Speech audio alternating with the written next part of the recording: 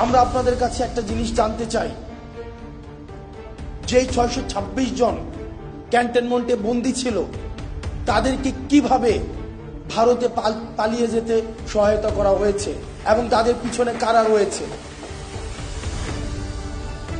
আপনারা নিজেরাই দেখেন, আমরা এই বিষয়গুলো জানি। এই বিষয়গুলো 5ই অগাস্ট পূর্ববর্তী পুরো সময়টা আমরা এই ঘটনার একদম সাথে আমাদের সরাসরি সম্পৃক্ততা ছিল।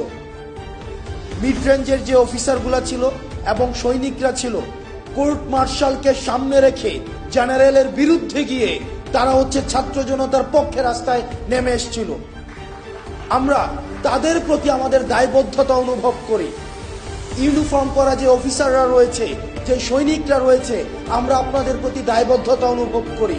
আপনাদের দায়বদ্ধতার জায়গা থেকে আপনারা নিশ্চিত করবেন যে এই 626 জন যারা এই ফেসিবাদের এনাবলার ছিল, কোলাবোরেটর ছিল, এই ফেসিবাদের যারা পৃষ্ঠপোষকতা দিয়েছে, যারা এই ফেসিবাদকে ডালপালা আকারে মহিরূপে গড়ে উঠতে সহায়তা করেছে, তাদেরকে কারা সীমান্ত পাড়ি দিয়ে আজকে ভারতে একটা সেফ এক্সিট করে দিয়েছিল, আপনারা সেই বিষয়টিকে নিশ্চিত করবেন।